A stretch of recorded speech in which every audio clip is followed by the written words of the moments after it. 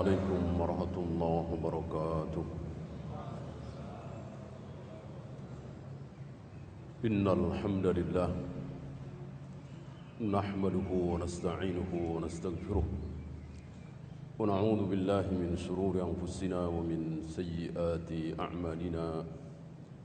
من يهده الله فلا مضل له ومن يضلل فلا هادي له.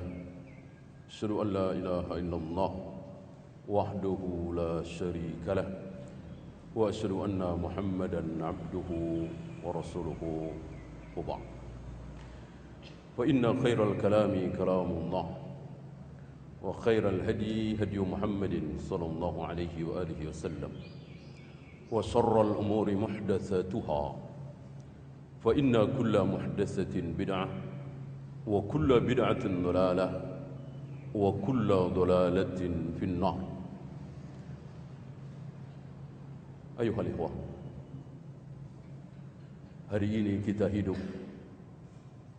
di mana Allah tidak tolong kita kaum muslimin.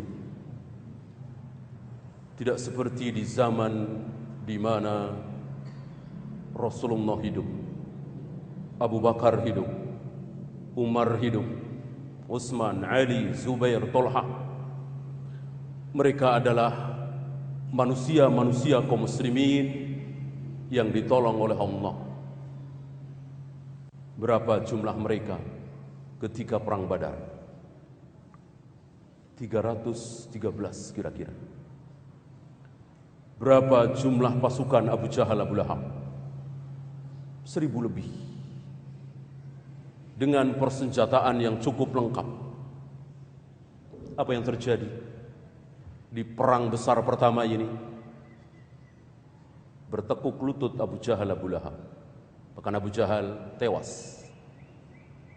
Ya, bersama pembesar-pembesar Quraisy yang pernah menimpakan isi perut unta ke punggung Nabi ketika Nabi sedang sujud di depan Ka'bah. Sambil tertawa terbahak-bahak, mereka saling mendorong, merasa lucu. Ibnu Mas'ud melihat dari jarak agak jauh, tidak bisa berbuat apa-apa. Kita tahu siapa Ibnu Mas'ud, miskin, lemah.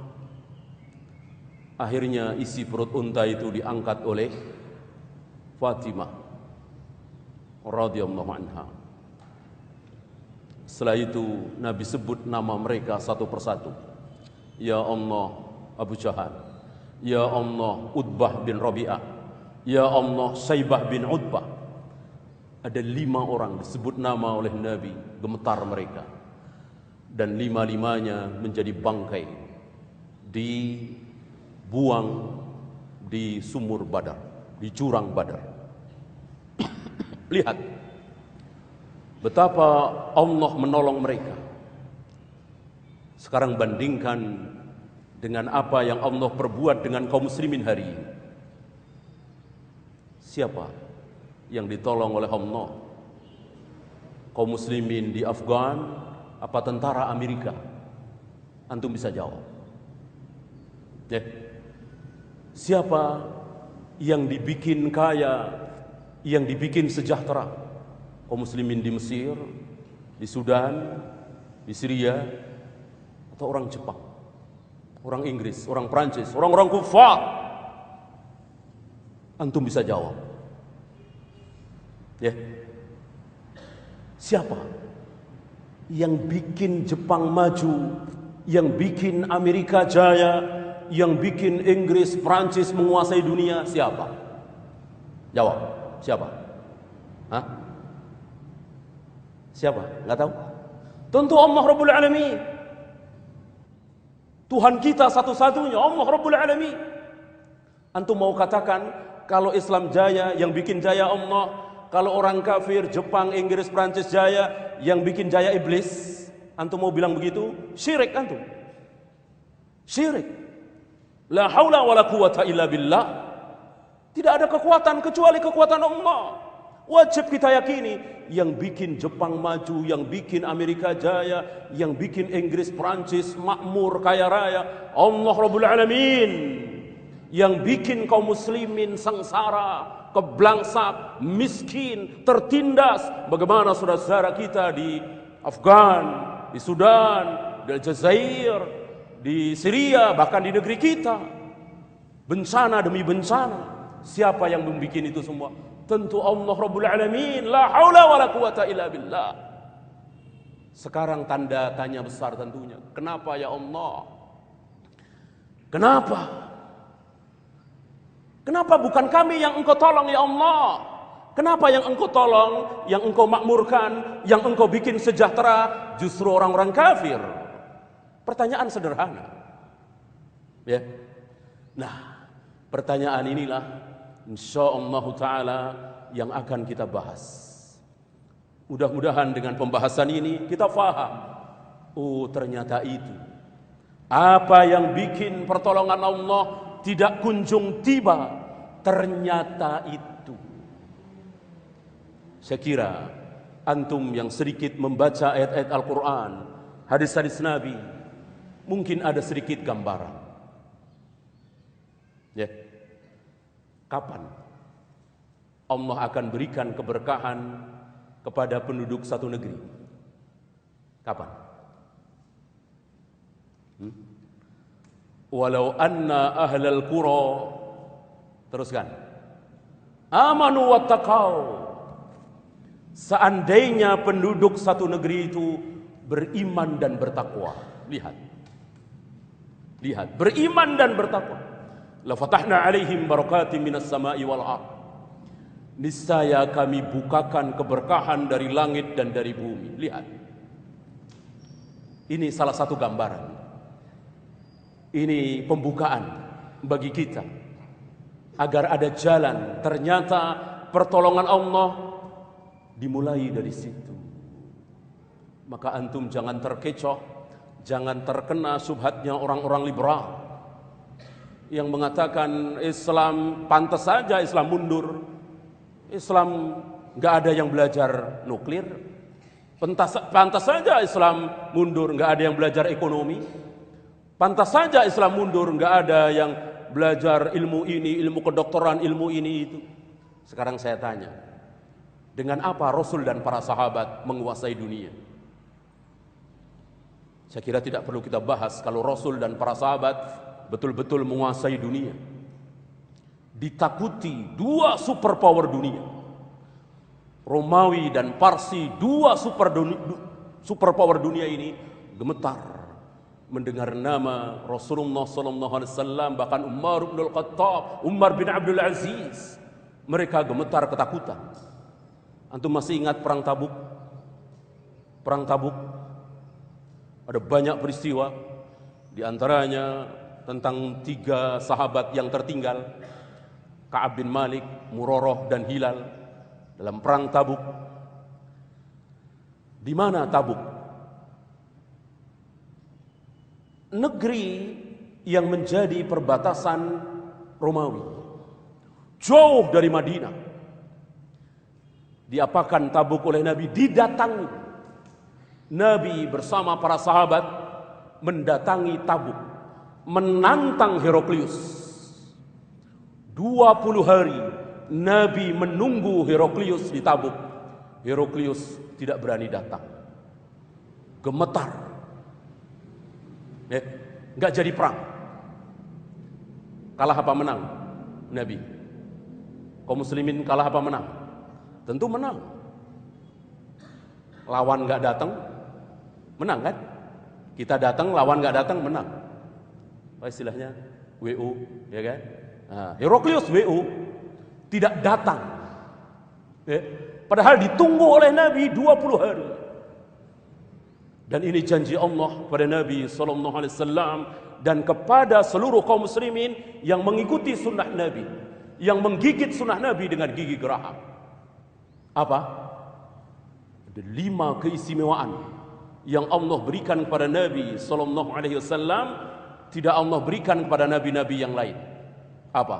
Ar-ru'ab, rasa gentar, rasa takut Allah jatuhkan, Allah masukkan di hati orang-orang kufar.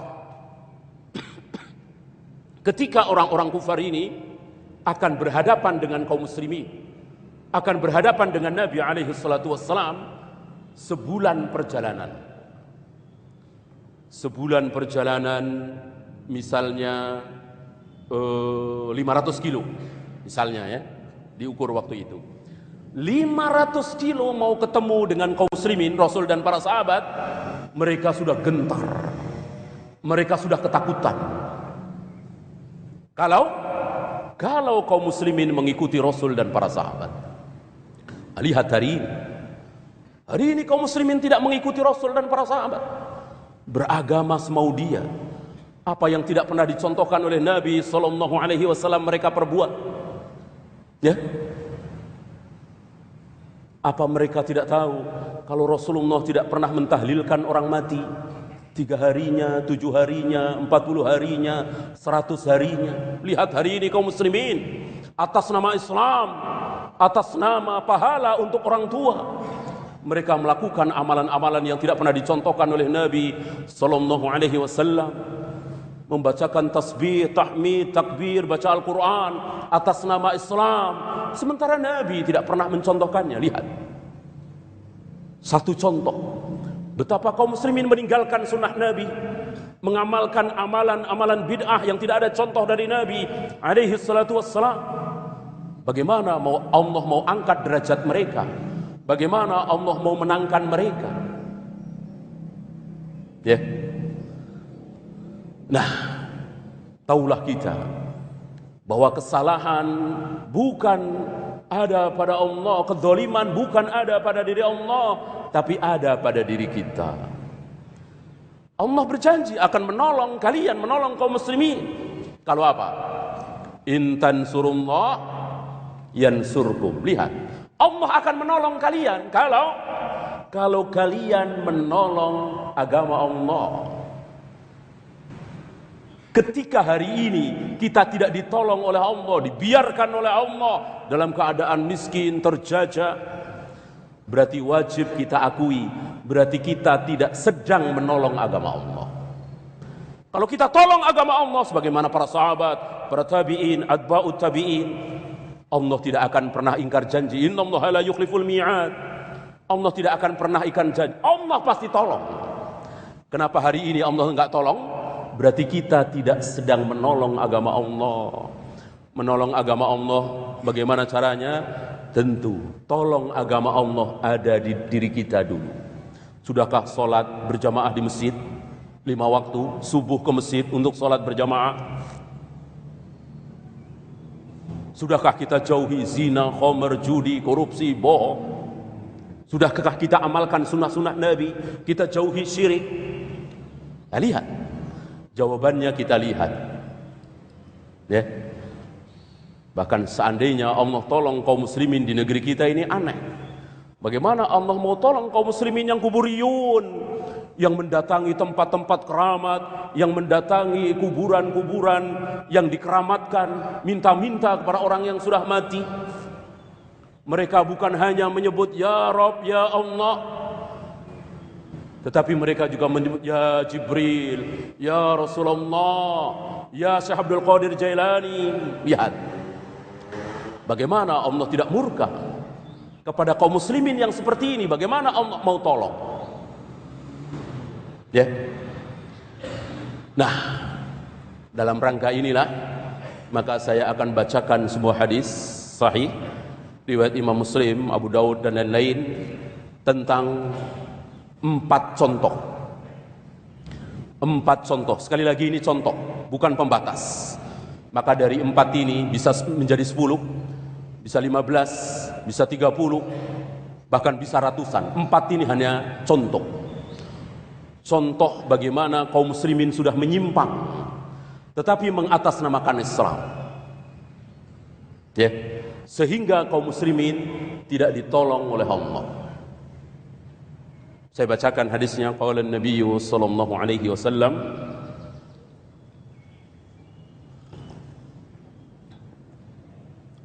"Idza tabaya'tum bil 'ainati ketika kalian sudah mulai berjual beli dengan cara inah. Nanti kita bahas jual beli cara inah itu seperti apa. Wa akhadtum adnabal baqar, dan kalian sudah mulai memegang ekor-ekor sapi. Nanti kita bahas apa yang disebut dua ya. Wa raditum bizzar'i, dan kalian ridho, kalian bangga dengan pertanian. Yang terakhir, wa taraktumul jihad, kalian telah meninggalkan jihad. 4 yang disebut oleh Nabi. Tapi sekali lagi, 4 ini sekedar contoh, bukan pembatas. Bukan berarti 4 hal ini saja yang membuat kaum muslimin tidak ditolong. Apa kata Nabi selanjutnya? Sallallahu alaikum dhullan, Allah akan timpakan kehinaan kepada kalian. Seperti hari ini. Betapa hinanya hari ini kaum muslimin. Betapa hinanya. Ya. Kaum muslimin, perempuan datang ke negeri-negeri kafir. Ya, yang Singapura, yang Hong Kong, yang Jepang, untuk bekerja kepada mereka dan diberi upah menghinakan sekali. Para ulama tidak mengharamkan bekerja kepada orang kafir, tapi hina. Sebuah kehinaan ketika kita bekerja kepada orang kafir. Hina. Lihat hari ini. Perusahaan-perusahaan besar milik siapa? Milik kaum muslimin? Tidak. Sedikit sekali. Milik kaum muslimin sedikit sekali. Sementara antum bayangkan emasnya Romawi hari itu mengalir kemana? Mengalir ke Madinah. Peraknya Parsi hari itu mengalir kemana? Mengalir ke Madinah. Sebagai tanda takluk mereka kepada pemerintahan kaum muslimin. Hari ini kebalik. Emasnya Freeport lari kemana? Antum tahu? Tambangnya kaum muslimin lari kemana? Kebalik. Ya. Allah tidak akan mengangkat kehinaan itu. Allah tidak akan. Allah tidak akan mengangkat kehinaan yang Allah timpakan kepada kaum muslimin sebelum hatta tarji'u ila dinikum. Ini jawabannya. Sampai kalian kembali kepada agama yang benar. Sampai kalian kembali kepada agama yang benar. Jadi selagi kita beragama tapi tidak benar, Allah tidak tolong. Contoh mudahnya tadi, mentahlilkan orang kematian 3 hari, 7 hari, 40 hari. Ini agamanya siapa? Rasulullah tidak pernah mencontohkan. Berapa banyak kematian di zaman Nabi? Dari mulai Ja'far bin Abi Thalib, Abdullah bin Ruwaha, Zaid bin Harisah. Ini kan meninggal ketika Nabi masih hidup. Kemudian Khadijah, istri beliau tercinta. Kemudian anak-anak beliau semua kan meninggal ketika beliau masih hidup, kecuali Fatimah. Tapi ada riwayat Nabi mentahlilkan Khadijah, anak-anak beliau 3 hari, 7 hari, 40 hari, 100 hari. Tidak ada riwayat. Kalau ada tentu ada di Bukhari, Muslim, Abu Daud, Nasa'i, Tirmidzi. Tidak ada. Lihat berapa juta saudara-saudara kita atas nama Islam melakukan hal-hal yang tidak pernah dicontohkan oleh Nabi. Qul in kuntum tuhibbunallaha fattabi'uni.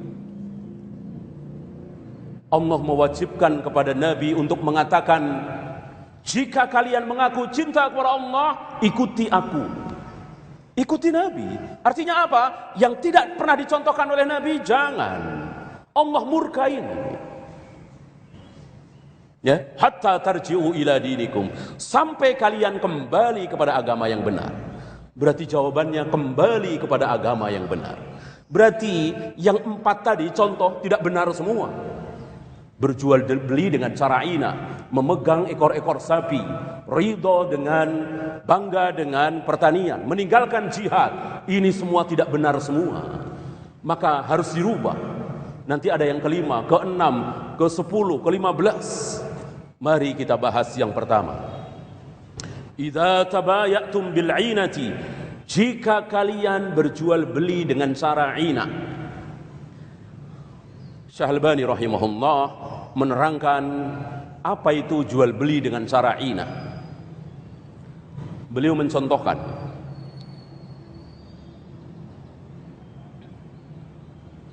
saya membeli mobil 100 juta misalnya, tidak kontan, saya tidak punya uang 100 juta ya, ngutang. Mobil itu saya bawa, setengah bulan kemudian saya datang lagi ke dealer, saya jual mobil itu. Berapa? 80 juta. Tapi cash. Langsung cash. Gitu. Lihat. 2 minggu. Mobil mungkin belum dipakai ya. Atau jangan mobil lah, emas atau apa. Intinya apa? Intinya 2 minggu 20 juta. Ya. Lihat, hari ini kaum muslimin. Gitu. Antum datang ke dealer, Pak, kalau cash berapa? 100 juta. Kalau saya mau kredit 110 juta. Lihat. Atas nama apa? Atas nama jual beli. Jual beli kan halal. Atas nama jual beli. Berarti apa? Syubhat. Bukan syahwat. Kalau syahwat itu zina, minum khamr, berjudi, bunuh orang, korupsi, bohong, itu syahwat. Apa artinya? Semua orang tahu itu dosa. Sebodoh-bodoh seorang muslim, orang yang SD aja nggak lulus tahu membunuh itu dosa, korupsi itu dosa, zina itu dosa, berjudi itu dosa. Kalau ini tidak sembarang orang tahu. Makanya namanya bukan syahwat, tapi syubhat. Seperti tahlilan tadi, syubhat. Ya. Apa intinya? Intinya berhutang dan naik. Ini. Dan ini diolah oleh kaum muslimin. Gitu. Riba, jelas. Karena riba itu diotak-atik oleh sebagian kaum muslimin. Oleh karena itu Nabi mengatakan nanti akan datang satu zaman di mana tidak ada yang tidak makan riba, hatta gubaruha, walaupun debunya. Kenapa? Karena diutak-atik. Gitu. Sekarang begini. Dulu kakek-kakek kita, nenek-nenek kita di kampung, kalau minjemin uang, nenek punya uang 100.000, ya, tolong pinjemin saya nek, nanti kembalinya 110.000. Nenek-nenek kita di kampung ini, insya Allah 30 tahun yang lalu, 40 yang malu, mereka tahu gitu. Ya, di kampung saya lihat mereka malu. Oh jangan, dosa, haram. Mereka tahu. Syubhat itu belum merajalela. Ya, malu. Nenek-nenek kita, kakek-kakek kita malu. Nah sekarang antum lihat, sebagian kaum muslimin hari ini dengan bangganya pakai dasi, pakai jas, gedungnya mentereng, megah, sampai lantai 15, lantai 20. Apa kerjaannya? Itu ada orang ngutang 1 juta, kembalinya 1,1, 1,2. Itu kerjaan dia. Ngitung-ngitung.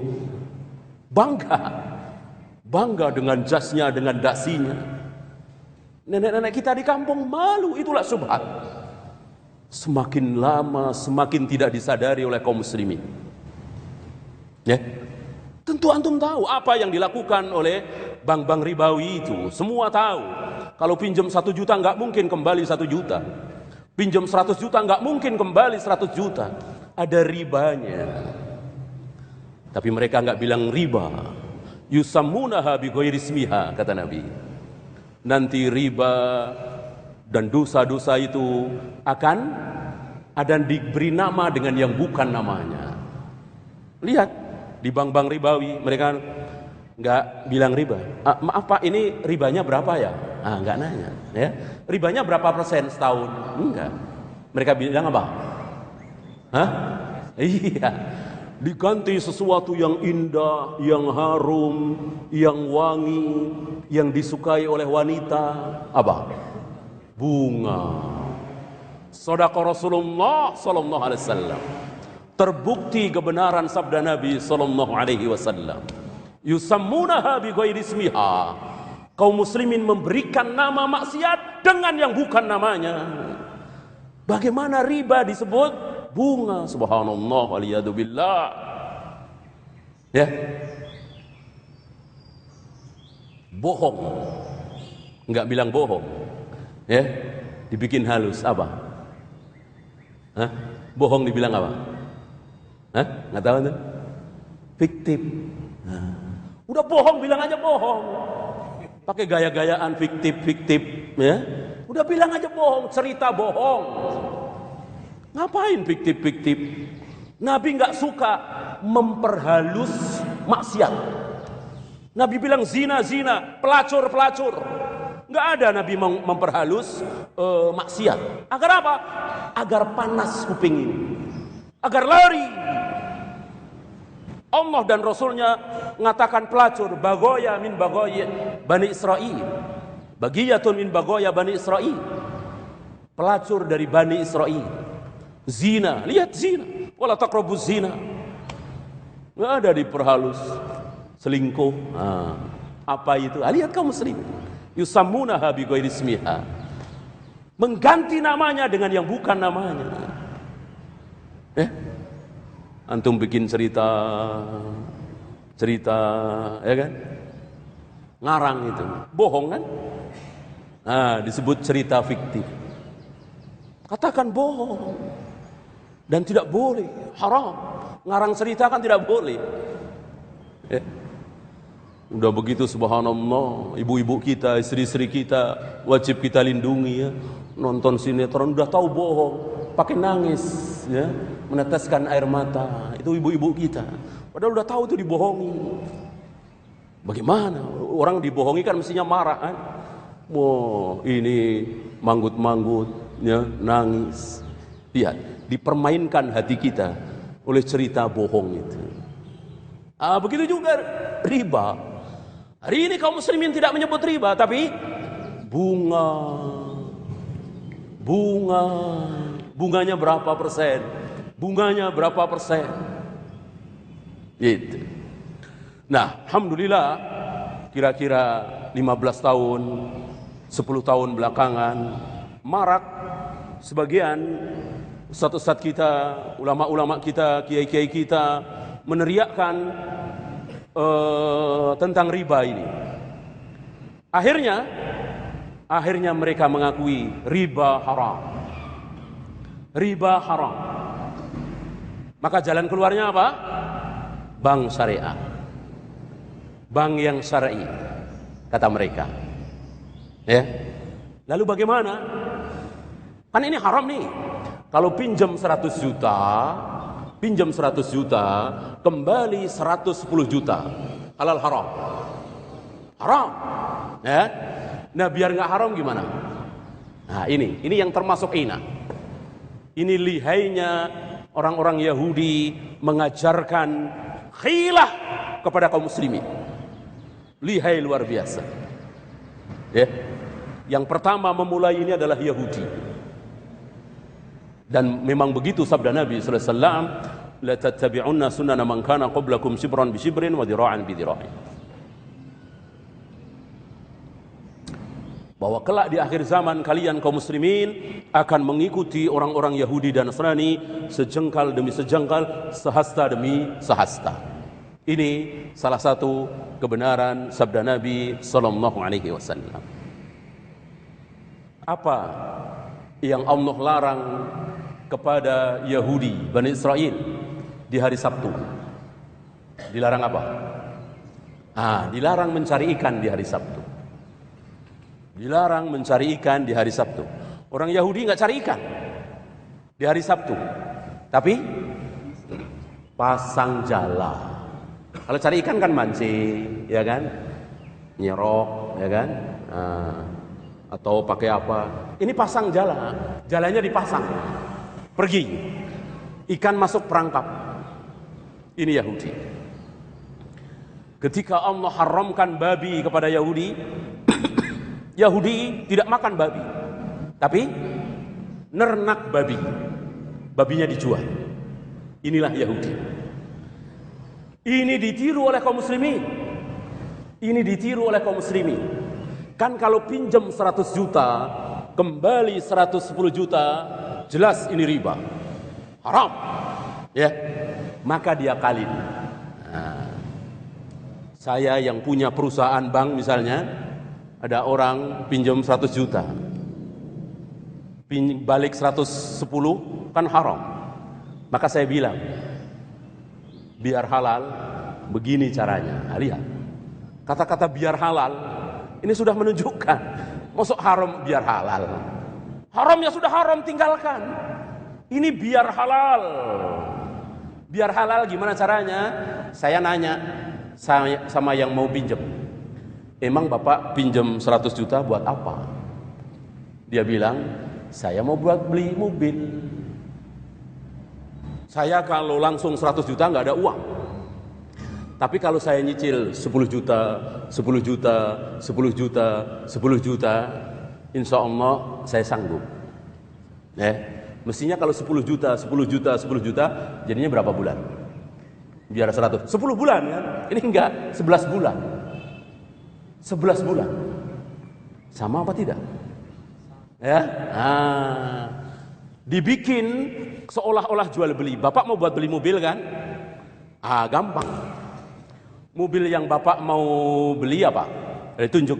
Nanti Bapak milih sendiri di dealer. Ya. Tunjuk itu. Avanza misalnya ya. Nanti mobil ini saya beli Pak ya. Nanti kalau mobil ini sudah punya saya, ya, saya jual ke Bapak. Berapa? 110 juta. Mikir sebentar antum.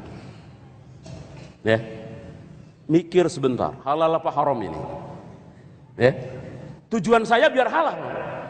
Kan Bapak pinjam 100 juta untuk beli mobil. Mobil biar saya yang beli. Sekarang kan sudah, nanti bukan sekarang. Orang belum kan? Nanti kalau sudah punya saya jual ke Bapak. Berapa? 110 juta. Bayarnya cicil 10 juta, 10 juta, 10 juta, 10 juta selama berapa? 11, bukan 10. Ya, coba antum fikir sebentar, ini jalan keluar apa khilaf? Sebagaimana yang dicontohkan oleh Yahudi.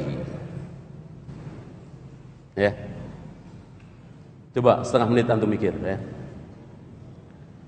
Saya minum dulu.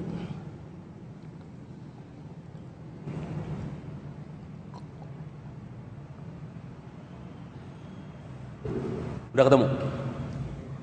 Halal haram, jalan keluar apa khilaf, sami'na wa ata'na apa sami'na wa asayna, itu sifat Rasul dan para sahabat apa sifat Yahudi? Al-jawab, Yahudi. Ini otak Yahudi kayak gitu. Persis. Dilarang mancing ikan, dilarang nangkap ikan, cari ikan intinya. Maka mereka nggak mancing, nggak nangkap, tapi pasang jala. Kan ikan masuk sendiri ke jala. Nanti Sabtu sore, malam Ahad baru diambil. Yahudi, khilahnya Yahudi. Dimain-mainin dalil itu. Berbeda dengan para sahabat. Berbeda dengan para sahabat Nabi.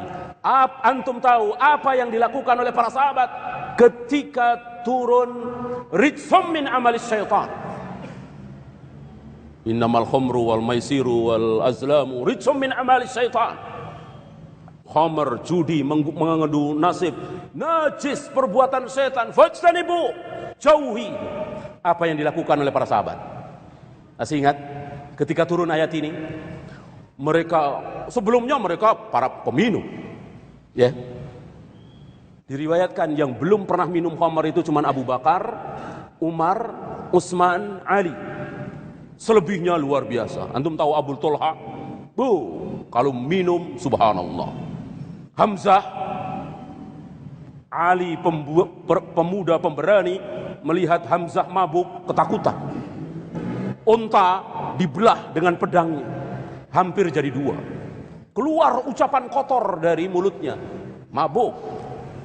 Ya, dosa apa tidak? Tidak, belum haram, belum turun ayat ini. Dan nggak apa-apa, nggak dosa, belum haram.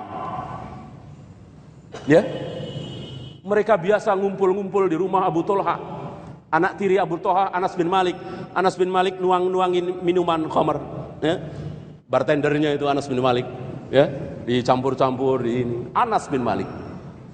Sebelum turun ayat ini, antum tahu setelah turun ayat ini apa yang dilakukan oleh para sahabat? Dan mereka mempunyai persediaan khamr yang banyak. Mereka keluarkan ke jalanan. Mereka tumpahkan. Dan mereka mengatakan, intahaina ya Allah, intahaina ya Rasulullah. Cukup sampai di sini ya Allah. Cukup sampai di sini ya Rasulullah. Langsung ditumpahkan. Gak ada cari hilah. Campur anu lah. Biar gak minum campur anu. Gak ada. Campur makanan ini gak ada. Inilah para sahabat. Sami'na wa ata'na. Berbeda dengan Yahudi. Cari-cari hilah, cari-cari celah. Sama dengan ini. 100 juta, bayarnya 110. Jelas haram. Maka diputar-putar seolah jual beli. Kalau saya mau katakan, sebetulnya dia utang 100 juta, kembali 110 juta buat beli mobil. Apa bedanya? Ini diputar-putar. Ya. Alhamdulillah kalau antum faham bahwa ini khilah. Berarti ini nikmat dari Allah. Allah berikan pemahaman kepada antum. Barangkali di antara antum ada yang enggak faham. Apa salahnya ya? Kan jual beli mobil tadi ya kan? Nah, antum yang enggak faham, saya bawakan hadis. Saya bawakan riwayat. Antum yang sudah faham, alhamdulillah. Karena memang pemahaman itu ilmu. Dan Allah tidak berikan pemahaman kepada sembarang orang. Allah berikan pemahaman kepada si A, kepada si B tidak. Allah berikan pemahaman kepada si B, kepada si C tidak. Allah pilih orang bisa faham atau tidak. Maka jika antum faham, nikmat Allah. Oleh karena itu Nabi selalu berdoa, Rabbi zidni ilman warzuqni apa? Fahman. Lihat. Warzuqni fahman. Berikanlah rizki pada aku berupa pemahaman. Kan orang yang enggak faham musibah seperti tadi. Banyak saudara-saudara kita enggak faham. Apa salahnya? Tahlilan 3 hari, 7 hari, 40 hari, 100 hari. Apa salahnya? Kan yang dibaca Al-Quran, tasbih, tahmid. Dia enggak faham kalau ibadah itu harus mencontoh Nabi. Tidak mencontoh Nabi haram. Dia enggak faham itu. Maka jika antum faham, ini nikmat. Jika antum enggak faham, saya bacakan sebuah riwayat dari Imam Bukhari, Muslim dan lain-lain tentang Bilal. Bilal datang kepada Nabi. Dia mengatakan, ya Rasulullah, banyak orang butuh barang. Barang itu belum milik saya. Barang itu masih milik orang. Tetapi saya sudah mengikat perjanjian dagang jual beli dengan dia. Setelah saya ikat, lalu saya beli barang itu di pasar, lalu saya jual. Mirip tadi, mobil Avanza tadi masih milik siapa? Masih milik dealer. Belum dibeli oleh pihak bank. Ya. Tapi pihak bank sudah mengikat akad dengan pembeli. Ini mirip dengan apa yang dilakukan oleh Bilal. Jadi Bilal mengikat perjanjian dulu dengan calon pembeli. Barangnya belum ada, masih di pasar. Setelah ijab kabul, sekian dinar, sekian dirham. baru Bilal ke pasar cari barang itu. Nih, barangnya sudah ada, mana duitnya? Apa kata Nabi? La tabi' ma laysa indak. Jangan engkau menjual barang yang belum engkau miliki. Berarti si bank tadi kena dalil, kena larangan Nabi. Apa? Menjual sesuatu yang belum dimiliki. Kan mobil tadi masih milik dealer. Kenapa dia sudah ikat akad dengan calon pembeli? Kalau mau, nah ini baru jalan keluar, bukan gila. Kalau mau, biar halal. Kalau mau, biar syar'i, beli dulu itu mobil. Beli dulu 100 juta, ya kan? Ah, ini Pak, mobil sudah ada. Mobil sudah di saya. Saya beli berapa kan urusan saya, bukan urusan Bapak. Silahkan Pak, Bapak beli 110 juta. Kata pembelinya, maaf nggak jadi. Saya berubah pikiran. Boleh marah nggak itu banknya? Banknya boleh marah nggak? Nggak boleh. Kalau boleh marah, berarti sudah mengikat akad. Nggak boleh marah. Akad boleh dilakukan ketika barang sudah ada dan sudah milik penjual, sudah milik bank. Ah, sayang seribu sayang, konon pemerintah tidak membolehkan bank milik punya sektor real, nggak boleh katanya. Ini sayang. Kalau bank itu punya dealer, bank punya perumahan, bank punya perusahaan motor, insya Allah halal. Harganya berapa kan terserah dia yang punya. Ah, di sini katanya bank hanya boleh punya duit, nggak boleh punya sektor real. Jalan keluarnya justru punya sektor real. Kalau bank itu punya dealer, kita boleh datang. Harganya berapa kan terserah dia. Tapi jangan dua harga, harus satu harga. Dua harga haram. Wala tabi'u bai'ataini fi bai'atin. Jangan engkau menjual satu barang dengan dua harga. Falahu awqasuhuma awir riba. Jika ada yang menjual barang dengan dua harga, maka yang berlaku adalah harga yang rendah. Awir riba, kalau berlaku dua-duanya berarti riba. Jadi harus satu harga. Terserah, di pasaran 5 juta dia jual 80 juta. Ya kalau ada yang mau terserah. Penjual berhak menentukan harga. Pembeli berhak nawar. Pembeli berhak nawar. Ya, ini inah panjang. Intinya jual beli yang diharamkan, tetapi diputar, direkayasa, dikhilah sehingga tampak halal. Itu. Nah, akhirnya diberi nama syariah. Akhirnya diberi nama syar'i. Akhirnya diberi nama islami. Sekarang kan marah. Bank syariah, ya, pacaran islami. Nah dengar, pacaran islami, ya, cerpen islami, novel islami. Padahal cerpen, novel isinya apa? Kalau bukan bohong, bohong.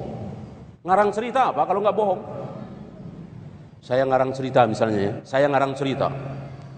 Saya bikin karang cerita yang mengharukan. Saya baca cerita saya ini di hadapan antum. Antum pada nangis misalnya. Antum terharu dengan cerita yang saya karang. Akhirnya antum sedekah. Ada yang 1 juta, ada yang 5 juta. Gara-gara kebohongan saya. Antum dapat pahala. Saya dapat apa? Dosa. Dosa. Dakwah tidak boleh dengan cara bohong. Bohong adalah bohong. Bohong itu aib besar. Ya, maka Rasulullah sallallahu alaihi wasallam seumur hidup belum pernah berbohong. Ya, antum tahu sahabat yang berzina ada? Sahabat yang pernah berzina ada enggak? Ada, Ma'is. Kemudian perempuan Qamidiyah itu. Ya, sahabat yang mencuri ada nggak? Ada. Tangannya dipotong oleh Umar. Yang minum khamr ada. Sedikit sekali tentunya, sangat sedikit sekali. Kan sahabat ini 100.000 lebih. Abu Zur'ah meriwayatkan 100 lebih. Yang minum khamr, yang berzina bisa dihitung dengan jari. Satu tangan kita. Ya, sekitar 3 atau 4 orang. Tapi ada. Nah sekarang, antum pernah dengar ada sahabat yang bohong? Tidak ada riwayat sahabat bohong. Karena bohong itu aib, salah. Nah ini bagaimana bohong disebut Islami? Ya, walaupun dari cerpen tersebut, dari novel tersebut, banyak orang perempuan yang tadinya nggak mau pakai jilbab, akhirnya mau pakai jilbab. Banyak orang yang pelit, bakhil, akhirnya jadi dermawan dari cerita bohong itu. Bolehkah? Tidak boleh. Tidak boleh. Dakwah itu besar, dakwah itu agung, azim. Maka tidak boleh kita kotori dengan cara bohong. Ya, lihat hari ini, yang Islami, yang syariah. Ya.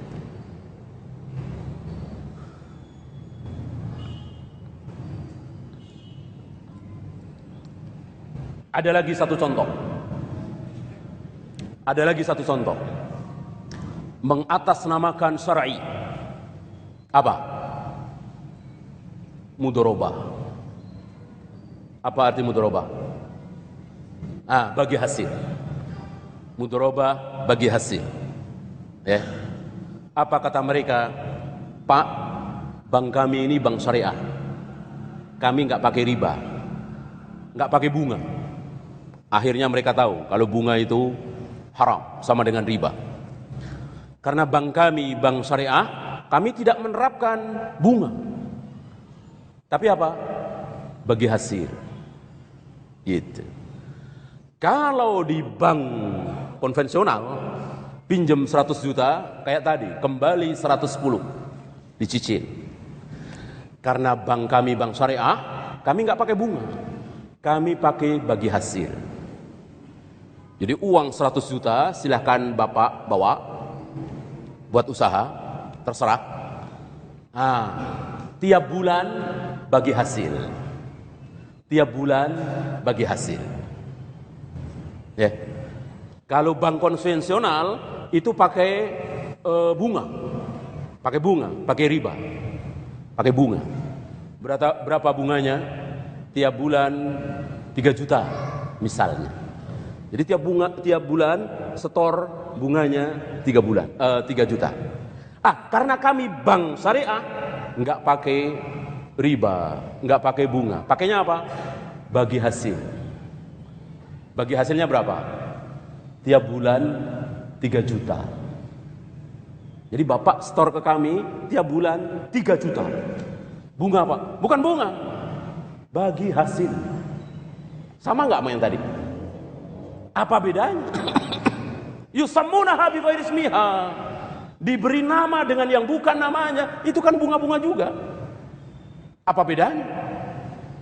Ya. Dia bilang ini bagi hasil. Suka-suka dia kasih nama. Kalau begitu saya bisa juga dong. Saya ketemu perempuan cantik, Dek, sini Dek. Mulai sekarang kita suami istri ya. Salaman. Ya. Kamu jadi istri saya jadi suami kamu. Salaman. Sah? Sah saya dengan dia jadi suami istri? Sah? Tentu tidak sah. Zina. Saya kasih nama aja. Mulai sekarang kita suami istri ya, salaman. Ya. Syarat nikah tidak dipenuhi. Syarat nikah ada apa? Ada wali. Kalau ijab kabul kan tadi udah ijab kabul ya. Kalau mahar gampang lah, kasih 100.000 kan 500.000, 1 juta ya kan. Saksi gampang lah. Kita kan punya teman insya Allah 2 orang laki-laki kan cukup, ya kan. Wali nih wali. Mana walinya? Wali itu kan harus ayah, nggak boleh yang lain. Kalau ayah nggak ada, baru boleh abangnya, adik laki-lakinya, pamannya dan seterusnya. Kalau masih ada ayah nggak, tidak boleh. Dan hak perwalian ayah tidak hilang. Hak perwalian akan hilang ketika seseorang murtad. Ayahnya Kristen, ayahnya Buddha, Hindu, hilang hak perwaliannya. Ini muslim. Ya. Bolehkah? Tentu tidak boleh. Jadi tidak boleh sembarangan. Ini bagi hasil ya, ini nikah ya. Gitu. Ini jual beli ya, nggak bisa. Nama tidak akan merubah hakikat. Al-asma la yughayyirul haqa'iq. Nama itu tidak bisa merubah hakikat. Hakikatnya zina. Walaupun dikasih nama nikah, nggak bisa. Tadi, apa bedanya? Riba ini bunga, tapi dikasih nama mudorobah bagi hasil. Ya, berapa bagi hasilnya? 3 juta tiap bulan. Fix.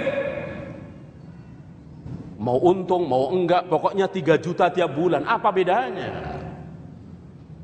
Nah, antum harus tahu bagi hasil yang syar'i, bagi hasil yang benar, itu gimana caranya? Menurut cara Nabi, bukan cara Yahudi. Uang 100 juta buat usaha. Apa jual beli komputer, handphone, segala macam. Kemudian berapa keuntungan? Mungkin bulan pertama belum ada untung, masih persiapan. Mulai bulan kedua, ya, bagi hasil. Bulan kedua ada untung berapa? Dihitung-hitung ada untung 10 juta. Berarti bapak 5 juta, kami Bank Syariah 5 juta.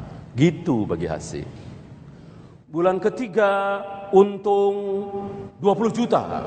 Berarti bapak 10 juta, kami pihak bank 10 juta. Itu modal tidak diutak-atik, masih 10 juta, masih 100 juta.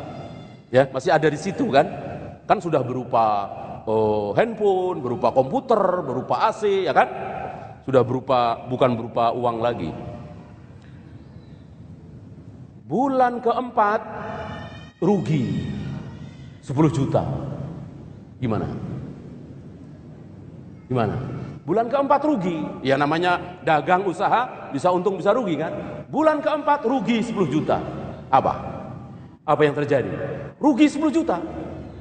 Maka tombokin 5 juta 5 juta? Enggak.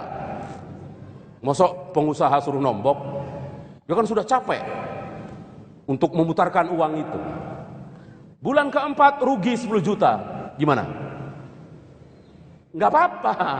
Enggak apa-apa. Berarti modal yang 100 juta tadi tinggal 90 juta. Ya. Bulan kelima ada gempa bumi, bangkrut, ludes semua.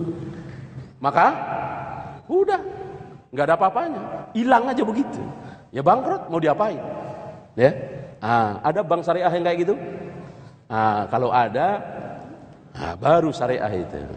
Kita berbondong-bondong dah ke sana, ya kan? Kalau ada, itu baru syariah yang dicontohkan oleh Nabi SAW. Jadi kalau hasil dibagi dua, kalau rugi dibagi juga.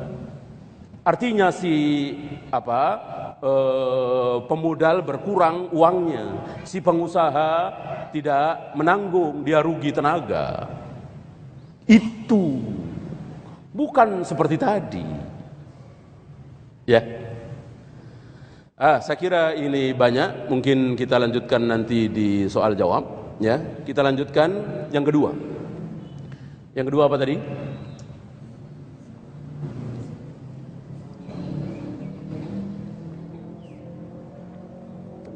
Wa akhadtum adnabal baqar. Kalian asyik memegangi ekor-ekor sapi. Ini bahasa Nabi, bahasa Arab. Apa yang dimaksud? Sibuk dengan peternakan, mencurahkan daya upayanya untuk ternak. Maka kewajiban terbengkelai.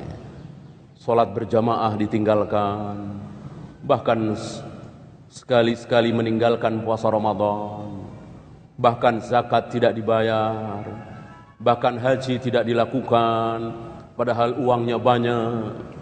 Antum harus sadar dan tahu, punya rumah wajib apa tidak? Wajib nggak punya rumah? Ah, tidak. Kan bisa ngontrak.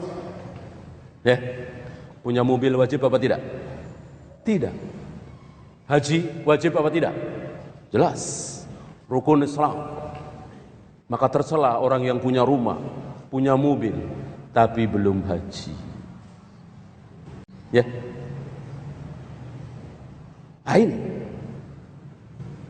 Ini syahwatin. Kalau tadi subhan. Jadi sesuatu yang tidak syar'i dibilang syar'i. Sesuatu yang tidak berdasarkan dalil dikatakan berdasarkan dalil. Nah, sekarang ini syahwat. Dia asik memegang ekor-ekor sapi. Ya. Banyak kisah yang sahih. Tapi jangan sa'labah. Kisah sa'labah tidak sahih. Antum tahu mungkin ya, kisah Sa'labah.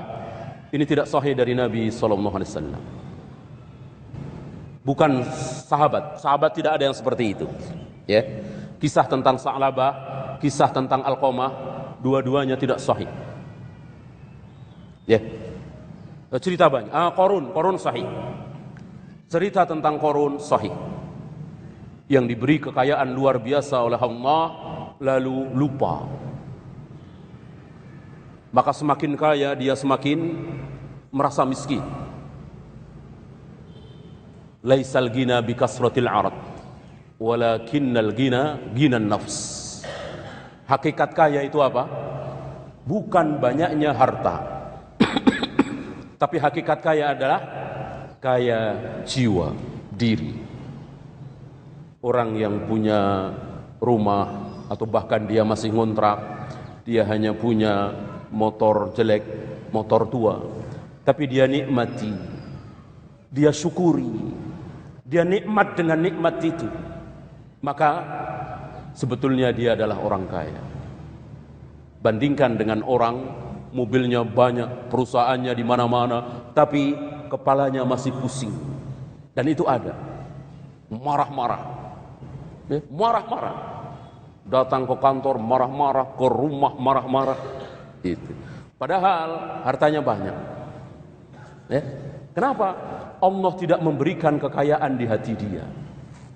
Allah hanya berikan kekayaan itu di harta dia, tidak di hati. Maka semakin miskin, semakin miskin. Ya.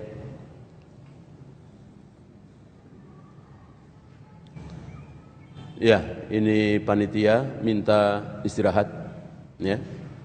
Jadi kita istirahat dulu ya. Istirahat pertama.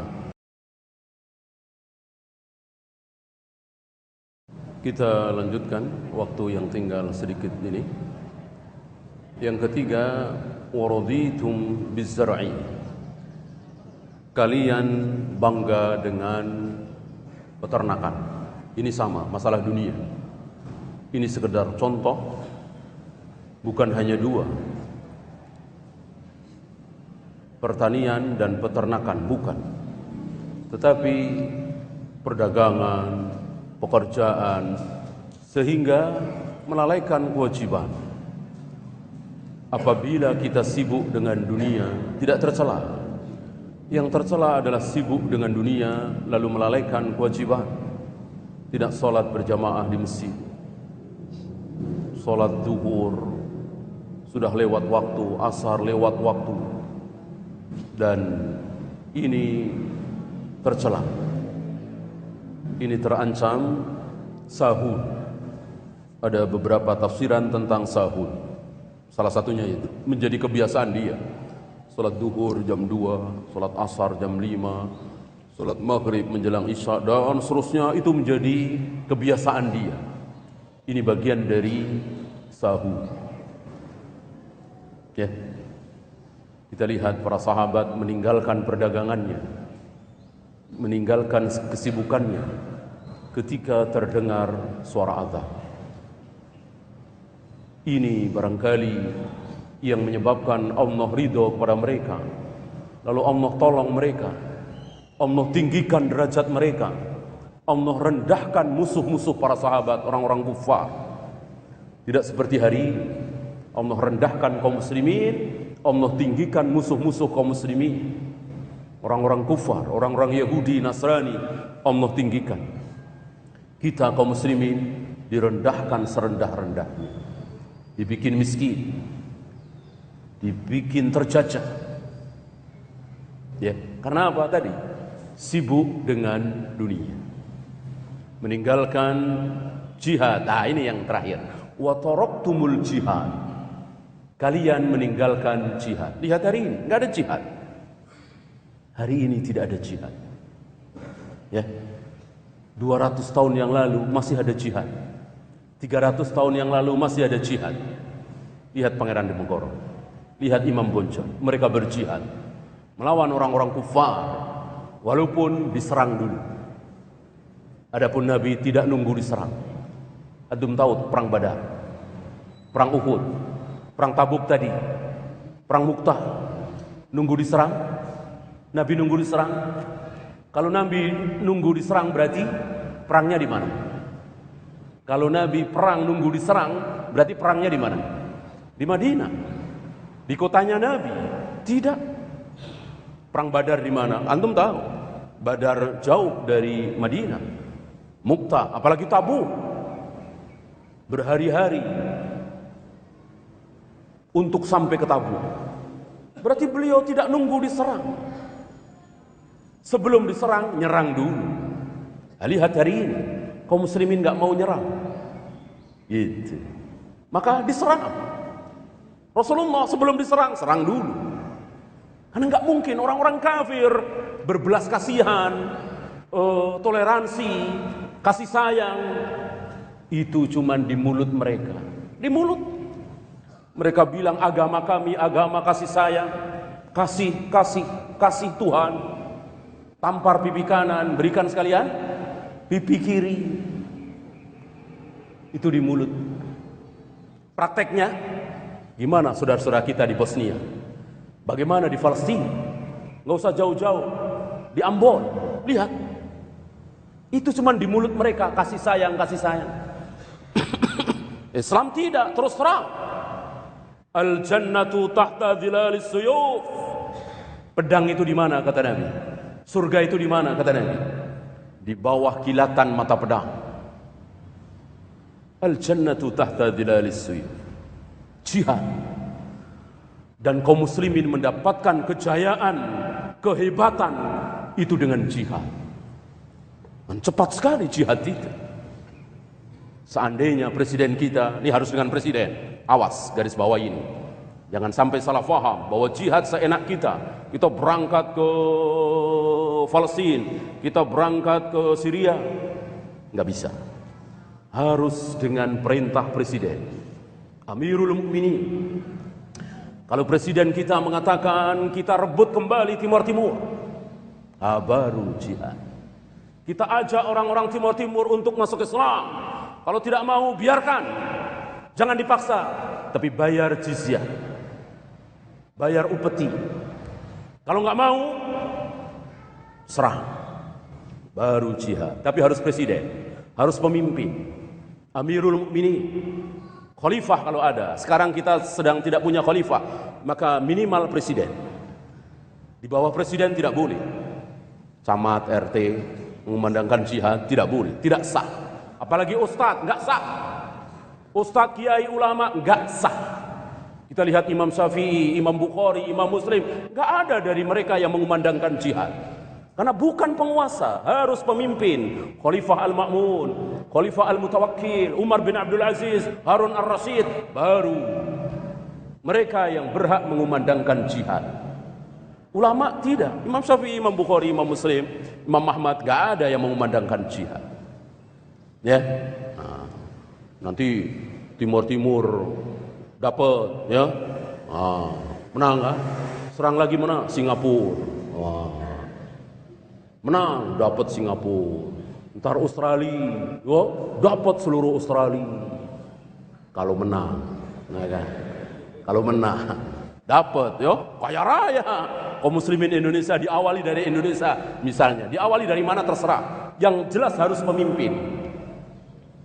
Kalau menang, Kalau kalah?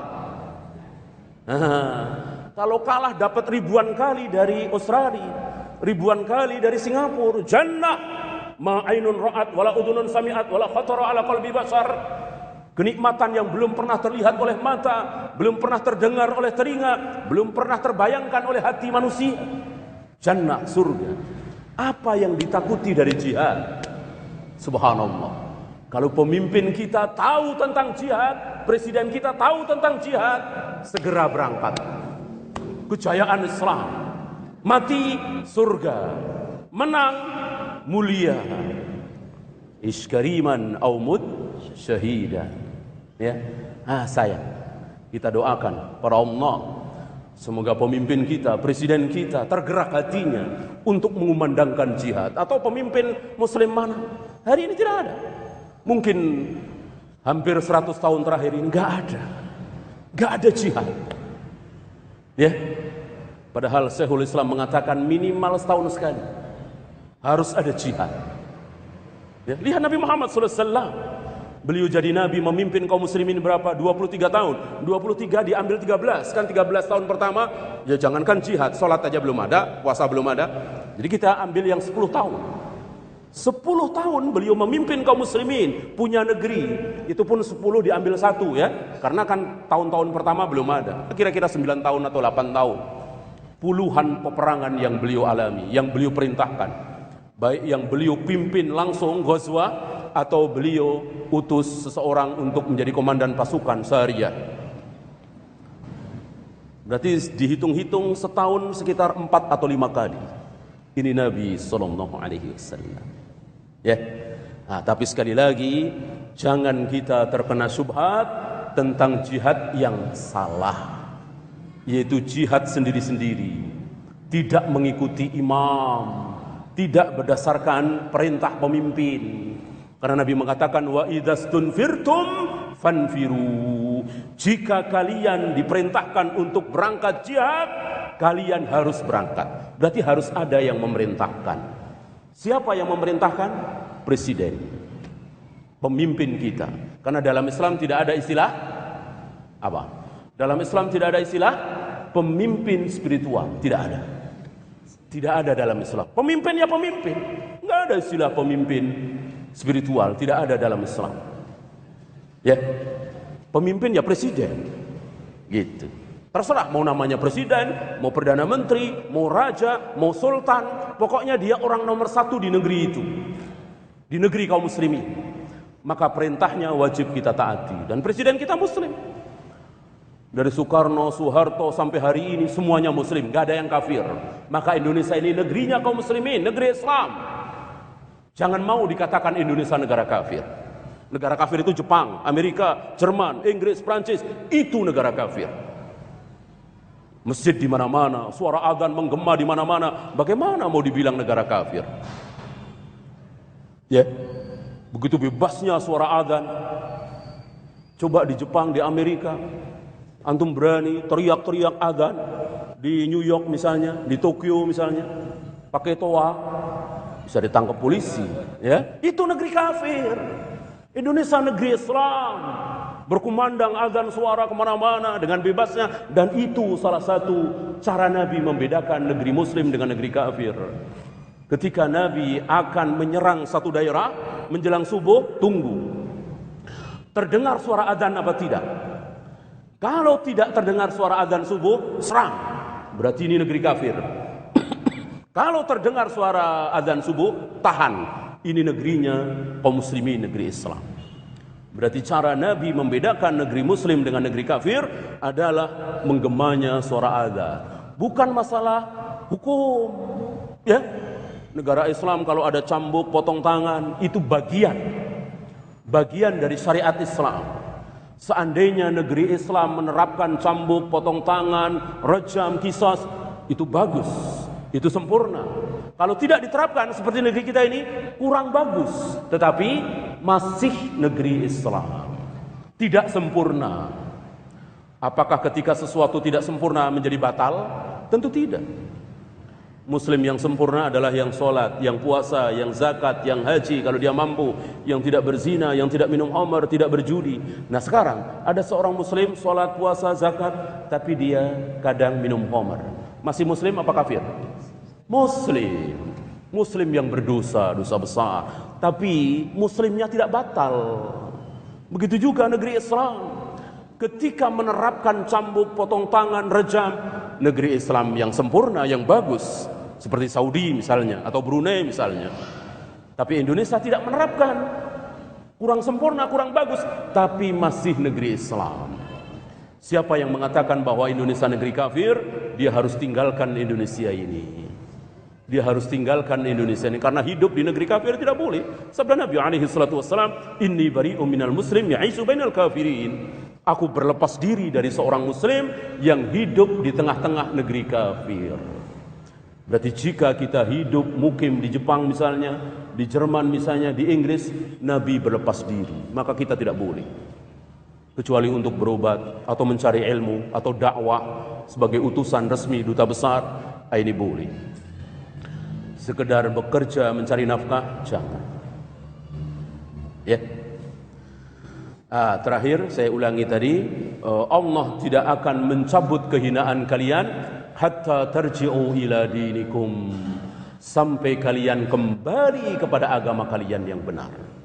Maka selagi kita masih berada dalam kesalahan ibadah, kesalahan syubhat, maka Allah belum mau menolong kita. Maka tahulah kita bahwa jalan keluar dari permasalahan kaum muslimin hari ini apa? Kembali kepada agama yang benar. Bukan berlomba mencari dunia. Sebagaimana ucapan orang-orang yang terkena syubhat. Biar kaum muslimin maju, maka kaum muslimin belajar ilmu ini, ilmu itu, ilmu ini. Itu masalah teknis. Mudah sekali bagi Allah. Itu cuma cara. Intinya Allah mau tolong apa tidak? Allah ridho apa tidak terhadap negeri ini? Terhadap kaum muslimin yang ada di negeri ini. Kalau ridho, Allah tolong. Kalau enggak, Allah enggak tolong. Ujian demi ujian, cobaan demi cobaan, musibah demi musibah, Allah akan timpakan. Ya, karena negeri muslim. Kalau kafir sekalian, ya, kan antum tahu apa itu istidraj. Kafir sekalian seperti Jepang, Inggris, Perancis, ya udah istidraj. Yang melakukan usaha banyak, Allah berikan banyak. Yang melakukan usaha sedikit, Allah berikan sedikit. Itu negeri-negeri kafir. Adapun kaum muslimin tidak. Kaum muslimin pakai cara apapun, Allah tidak akan tolong. Kecuali taat kepada Allah. Kembali kepada agama yang benar. Ya. Ya, mengingat kita cuman sampai jam 11 ya. Saya harus ke Masjid Agung nanti, syuhada. Takut macet. Kita langsung bersoal jawab.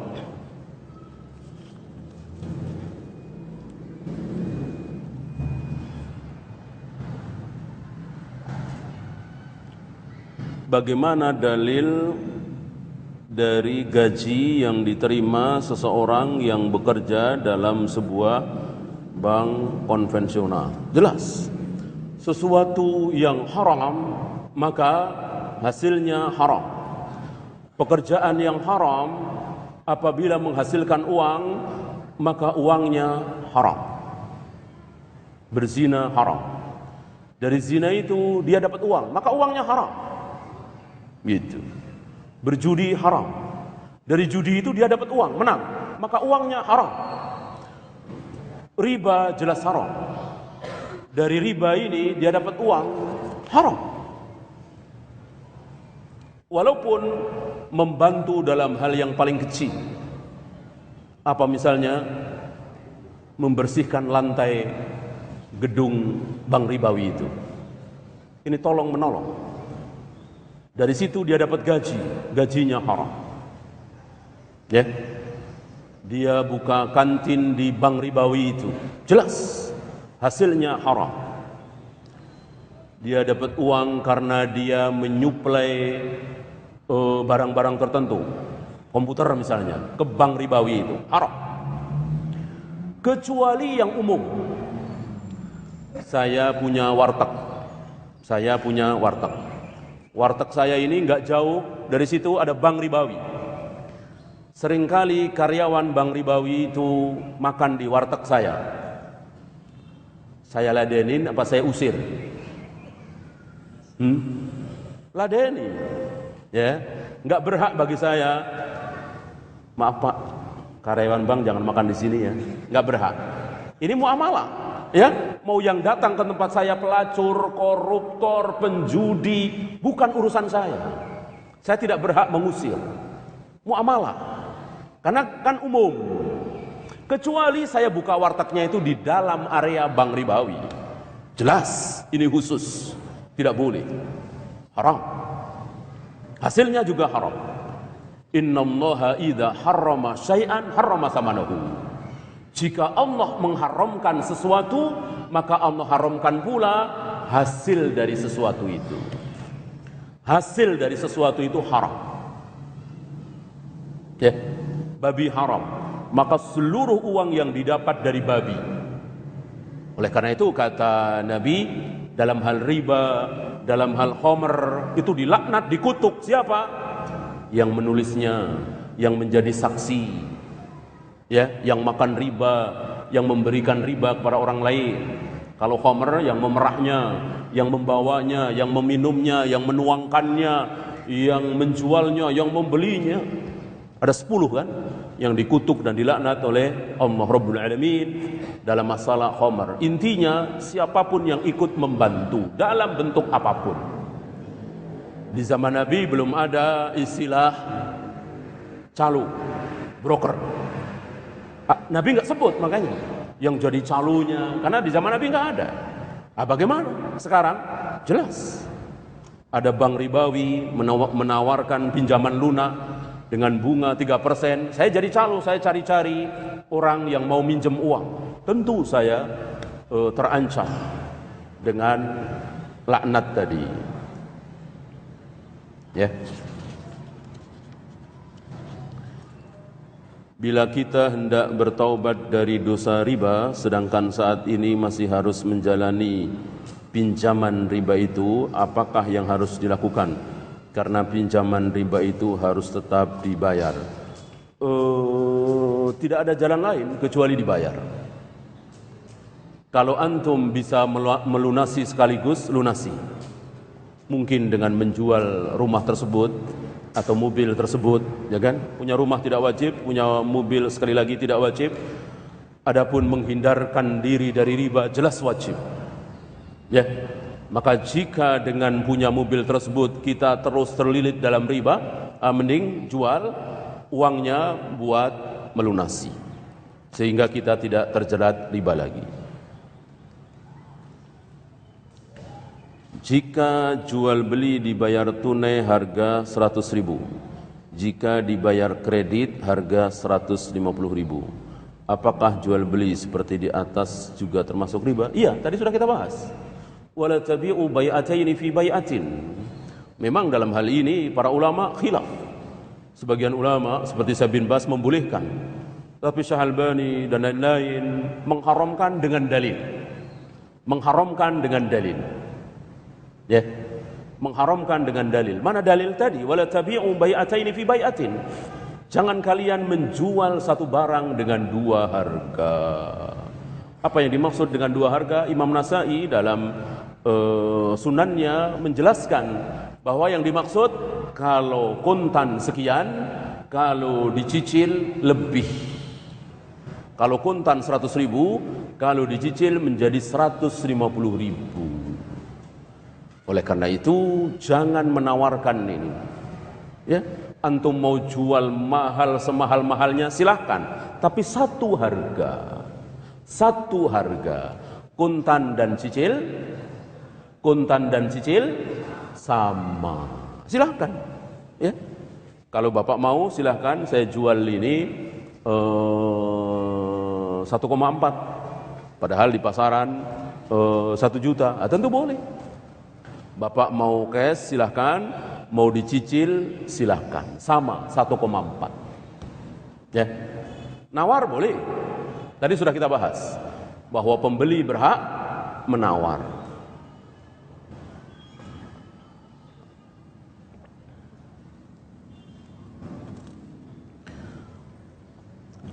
Apakah kalau kita dipinjami emas dengan harga yang berbeda saat mengembalikan, apakah ini termasuk perkara syubhat? Justru harga ngikutin emas, apa emas ngikutin harga? Antum harus tahu, ya. Uang yang dipakai oleh Nabi itu apa? Emas. Uang yang dipakai oleh Nabi itu dinar. Kalau enggak dirham. Dirham apa? Perak. Jadi enggak bohong-bohongan. Kalau sekarang kan bohong-bohongan, kertas doang kan, tulis 0, 0, 0, 0, kan bohong-bohongan. Maka kan rapuh sekali uang kita itu kan, bisa digoyang. Coba kalau kita pakai cara Nabi, pakai emas, enggak bisa digoyang. Negeri-negeri Muslim, insya Allah Allah berikan emas banyak. Negeri-negeri kafir gigit jari. Ya, ini salah satu sunnah Nabi yang ditinggalkan. Maka akibatnya begini. Ya, boleh juga pakai kertas sebagai untuk mempermudah. Tetap ditulis bahwa itu sekian gram, ya kan? Atau wakil misalnya 100.000 wakil dari berapa gram misalnya, atau 1 gram jadi berapa. Intinya emas. Itu yang dipakai oleh Nabi SAW. Dan luar biasa, stabil sekali. Antum masih ingat Nabi nyuruh seorang sahabat beli seekor kambing? Nabi kasih berapa? Nabi kasih berapa kepada sahabat itu? 1 dinar. Memang pasaran segitu, 1 dinar. Ya. Karena sahabat ini pintar nawar, dapat 2 ekor kambing. Ya. Coba antum tanyakan di Antam sana, 1 dinar. Yang kan sekarang kan ada dinar itu kan? 1 dinar itu berapa coba? Saya kira sekitar 3 juta, 3,5 juta. Ya, 1 dinar kan 3,5 gram kira-kira ya. Dapat nggak beli kambing? Pas nggak? Pas kan? Lihat, zaman Nabi 1 dinar, zaman sekarang sama, 1400 tahun yang lalu. Coba rupiah, ya, 1 juta tahun 40-an, sama 1 juta sekarang. Kayak apa bedanya? Merosotnya kayak apa? Karena bohong-bohongan. Inilah Nabi SAW. Ya, jadi mengikuti Nabi bukan hanya manfaat akhirat, manfaat dunia kita dapati. Ya, orang-orang kafir itu terbengong-bengong ketika baca beberapa hadis, dikasih tahu beberapa hadis bahwa menyusui itu 2 tahun. Ya, mereka terbengong-bengong itu. Ternyata kaum muslimin sudah mengamalkan 1400 tahun yang lalu. Ya, hari ini kan digalakkan ASI. Nabi, zaman Nabi, subhanallah, Nabi dan bayi-bayi lainnya, kalau ASI ibunya kurang, maka cari apa? Cari ASI ibu lain. Ini enggak diamalkan kaum muslimin, malah nyari sapi. Ya, susu sapi, ya kan? Lihat Nabi, cari apa? Cari ASI lain, ibu lain. Maka di dalam Islam ada istilah ibu susu, anak susuan, jadi mahram kan? Nah ini. Ya, ini sedikit contoh betapa dengan mengamalkan sunnah Nabi luar biasa keberkahan itu. Keberkahan demi keberkahan Allah berikan kepada kaum muslimin. Jadi pertanyaan tadi, ya emas jadi bukan patokan. Saya pinjem antum emas 5 gram tahun 80. Sekarang saya mau mengembalikan berapa gram? 5 gram, adil. Adil. Justru kalau uang nggak adil. Saya pinjem uang antum tahun 70-an 50.000. Sekarang kembalikan 50.000, nggak adil. Ya, tahun 70-an 50.000, subhanallah. Ya, bisa buat makan berapa hari itu, ya kan? Hari ini naktir 3 orang aja mikir-mikir 50.000 ya. Masuk ke warung Padang misalnya 3 orang 4 orang mikir-mikir 50.000, nggak cukup. Ya, Justru yang adil itu emas. Jadi pinjam emas, kebalikannya emas. 24 karat ya 24 karat, 22 karat ya 22 karat. Bagaimana hukum beribadah haji atau umroh dengan menggunakan dana pinjaman dari bank konvensional? Bagaimana solusinya bila sudah terlanjur dilakukan? Pertama, jelas ini haram karena ada ribanya, ya kan? Apa iya bank konvensional itu baik hati meminjamkan 25 juta, kita mengembalikannya 25 juta? Saya kira tidak. Pasti ada bunganya, ya kan? Ada ribanya, ya kan? Haram. Ini yang pertama. Yang kedua, ibadah haji itu wajib bagi siapa? Bagi yang mampu. Bagi yang mampu. Mampu itu maksudnya apa? Punya uang. Sekarang ongkos naik haji berapa? 30 juta misalnya. Antum punya uang 30 juta, punya uang lain untuk tinggalan buat keluarga, anak-anak atau orang tua kita yang ada di bawah tanggungan kita. Berarti mampu. Kalau nggak mampu, jangan memaksakan diri. Lihat para sahabat, manusia yang paling jauh dari takalluf. Tidak seperti kita. Takalluf, membebani diri. Ya. Para sahabat bisa kurban, beli kambing, beli unta. Kita hari ini banyak yang tidak sanggup beli kambing. Akhirnya arisan. Ini takalluf. Allah enggak suka. Kalau enggak mampu ya sudah. Sudah, ya. Memaksakan diri dalam ibadah Allah enggak suka. Kalau kita mungkin suka. Oh, ini hebat nih. Anak buah saya ini hebat. Hujan-hujan masih datang. Kita mungkin, Allah enggak. Allah enggak suka melihat kita sholat berdarah-darah. Sholat tidak bisa berdiri, memaksakan kita berdiri, Allah enggak suka. Ya. Nah, coba kalau kaum muslimin mengamalkan satu sunnah Nabi ini, tidak takalluf, bisa bayar-bayar, enggak bisa bayar sudah, kan enggak akan menumpuk seperti ini. Ya, sekarang menumpuk berapa tahun? Gara-gara apa? Gara-gara kaum muslimin tidak faham kaidah takalluf. Takalluf itu, ya. Haji itu sekali lagi khusus bagi yang mampu. Mampu itu apa? Tidak menabung. Kalau menabung tidak mampu namanya. Ya.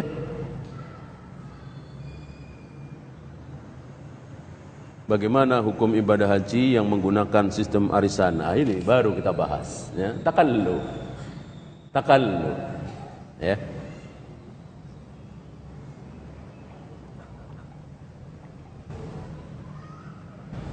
Ada seseorang yang meminjam uang pada orang lain. Waktu meminjam tidak ada akad perjanjian untuk dibungakan. Tapi setelah mengembalikan, si peminjam memberi tambahan. Oh, ini boleh. Boleh. Bahkan Nabi mengatakan sebaik-baik orang yang berhutang adalah yang mengembalikan lebih. Tapi jangan ada perjanjian di awal. Kalau ada perjanjian di awal, maka itulah riba. Ya. Nabi beberapa kali hutang kepada sahabat. Bagaimana mengembalikannya lebih? Beliau pinjam unta, dikembalikan dengan unta yang lebih gemuk, yang lebih besar. Gitu. Yang tidak boleh sekali lagi dengan perjanjian di awal. Ini haram. Berarti boleh diterima. Ya. Ya. Mudah-mudahan bermanfaat pertemuan kita yang singkat ini. Mohon maaf sekali lagi tidak bisa sampai zuhur. Kita tutup. Yang benar dari Allah, yang salah dari saya. Kita akhiri dengan doa kifaratul majlis. Subhanakallahumma bihamdika asyhadu an la ilaha illa anta astaghfiruka wa atubu ilaik. Assalamualaikum warahmatullahi wabarakatuh.